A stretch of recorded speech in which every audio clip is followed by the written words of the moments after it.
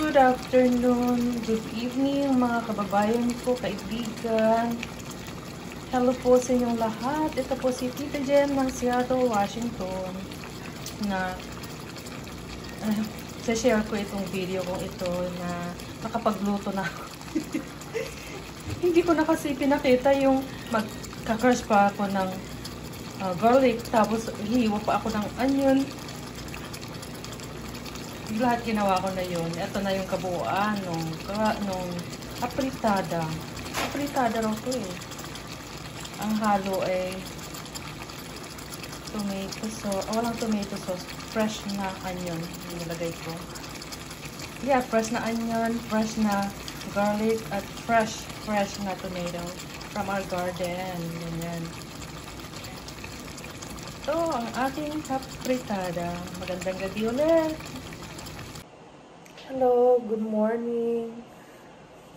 Early morning namin ngayon dito sa Seattle, Washington. Hindi pa ako nakapag-ayos. Babangon ko lang, nag-brush na ako. Nagpapainit ako ng tubig ngayon para sa breakfast ko. Early breakfast.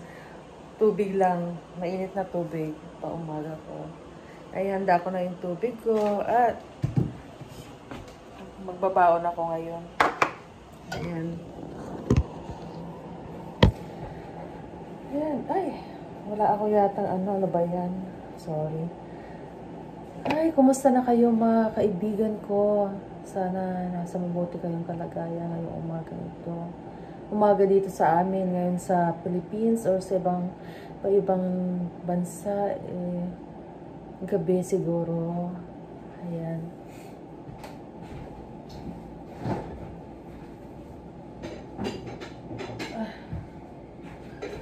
Ito yung niluto ko kagabi. Nakakahiya naman, wala akong ano.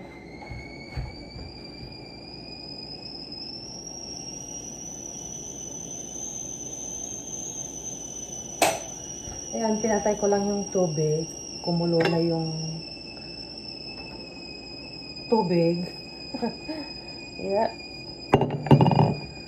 Ito yung niluto ko kagabi. Ano ba yan? Oh. Apritada. Apritada ni Tita Jen.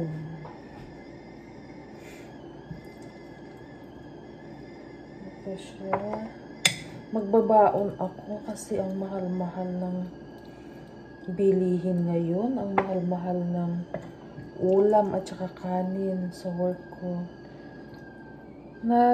Ako kahapon,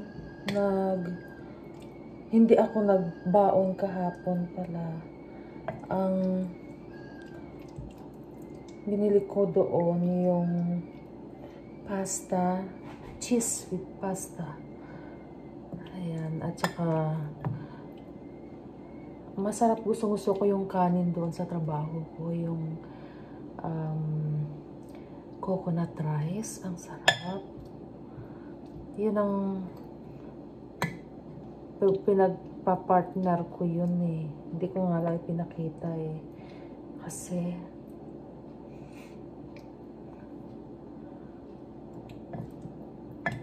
nagmamadali ako. Maaga akong pumasok din kahapon. 6:30 ako nagsimula. Ngayon naman, magsisimula ako ng 5:45. Oh, sorry. Yan, maglalagay ako ng konting kanin. Konting kanin.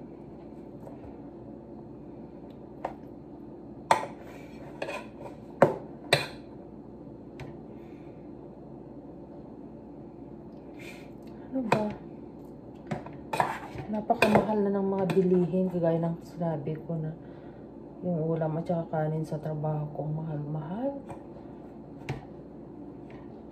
Kaya minsan nagtitipid din ako. Tinitingnan ko kung ano yung mura. Ito na yung aking babaunin. Ito na yan. medyo marami-rami pa itong natira para sa asawa ko. Tsaka may kanin. Ayan. Anong oras na? 4:53 na. Magbihis na ito. Meron pa akong natirang grapes. Kagabi. Kahapon. Tsaka kagabi. Kasi kinain ko na yung iba. Yung free kaming fruits doon. At saka pang almusal din sa trabaho ko. Pinapay, ganyan. Tsaka cereal. Tsaka hindi kami nawawalan ng milk. Ayan. Magkita-kita ulit tayo kasi magbibihis. Ayan. Naka-ready na ako. Ito, nakapag-ayos na ako. Tag-init pa dito sa amin. Kaya lang, malamig sa trabaho ko. Kaya medyo makapal ang aking panlabas. Makapal ang aking panlabas na kasuotan. At ito na yung sinasabi kong hot water ng breakfast ko. Kasi maaga ayoko namang kumain. So, sa first break ko, mga 7:30 siguro. 7:30 to 8 kasi iba-iba naman. Doon na ako kakain konti lang. Pagkatapos ng lunch ko, doon na talaga ako kakain. Kakainin ko yung hinanda kong baon. Kanin at saka fritada. Ayan. Ganito ang aking everyday life. Hindi naman talaga ako masyadong maaga minsan. Kaya lang pag break time, day off yung mga katrabaho ko. Ako naman ang inilalagay doon sa pesto, yung oras, ganyan. Ay, inom tayo. Magandang umaga. Early morning pala. Ay, bakit kaya?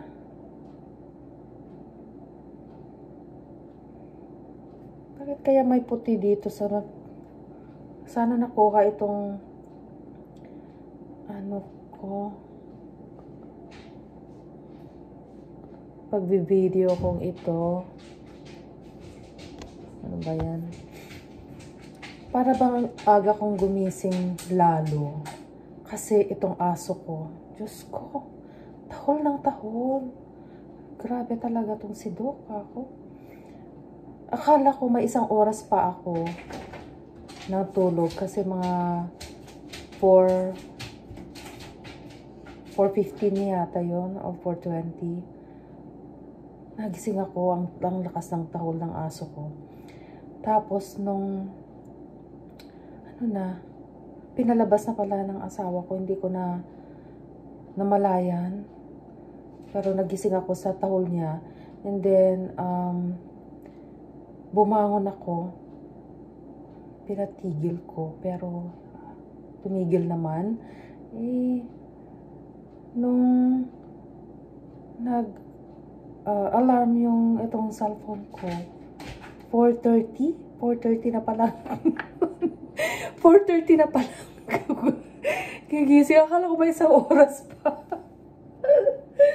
Nagtala ako ng scarf. Malamig ngayon sa labas. Bihira.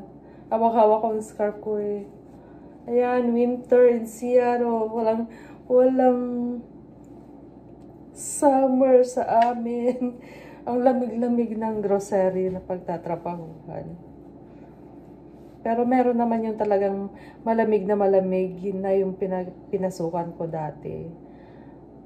Kasi may freezer at saka may refrigerator. Doon ako sa refrigerator. Ano-ano na napapasukan. Sana okay itong video ko. Kasi parang may puti dyan. Hindi ko alam kung bakit. Titignan ko na lang mamaya. Anong oras na? Meron pa akong 10 minutes na pag-i-stay. I mean, dito sa bahay. Sa ako ilalabas. Saka pala, ngayon ay araw ng Lunes. Holiday. So, bibihira lang sigurong lalabas ngayon na makikita ko dyan sa road na nagmamaneho din sa ganitong oras. Kasi maraming nag-stay home ngayon. Ayan. Kita-kits ulit. Ayan. Nandito ako sa hallway. Papunta na ako doon sa aming lunch room. Pero ako maghihintay ng mga 10 minutes na naman. Ito dito lagi ako maaga. Ting papasok ako kasi ayoko nang nagmamadali ako. Para bang noong maliit pa yung anak ko, nagmamadali na lang ako lagi. Ngayon na medyo tumanda-tanda na ako konti. Ay, gusto ko namang makapag-relax. Ayoko nang hinahabol ko yung oras ko. Pasensya na wala akong lipstick. Sana ba? Ayan. As usual, madalas ako mag-video dito sa lunchroom. Kasi minsan doon lang ako nakakakuha ng time ko na makakausap ko kayo, mga kaibigan ko. Yeah. Ako magbubukas ng front end, yung mga computers, yung mga kung anong kailangan ihanda. Minsan naglilinis pa ako kasi nagsasanitize pa ako. Kasi minsan pag pumapasok ako ng maaga, hindi man lang nila sinanitize yung mga belt nung register. Ganyan. Alam mo naman yung mga iba, hindi sanay magkuskos. Ayun. Yun ang nadadatnan ko, ang dumi-dumi. Kakainis minsan kasi imbes na may gagawin pa akong iba na kapag sa paglilinis iyon pang inatupag ko. Syempre ayoko namang makikita ng mga customer na ang dumi-dumi ng aming register. So ayan.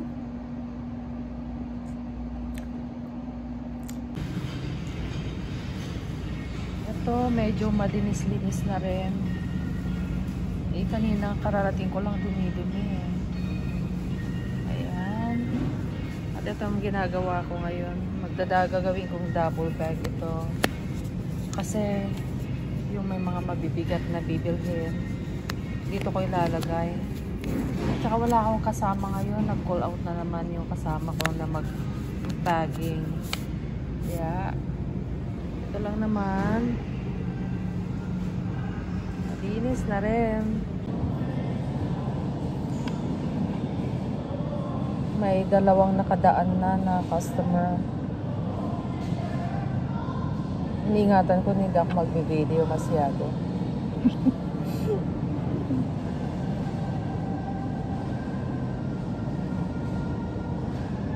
Hindi naman sila yata masyadong mahigpit sa pagsa-cellphone dito sa trabaho ko. Kaya lang, hinay-hinay lang.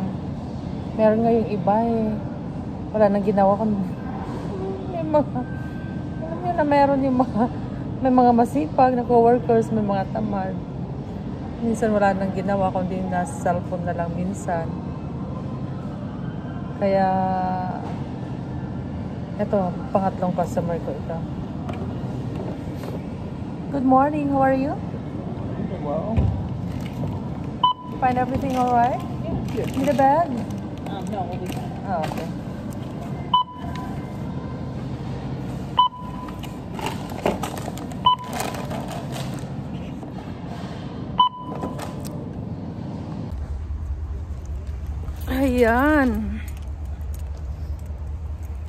Ayan, nandyan pa ba kayo mga kaibigan ko?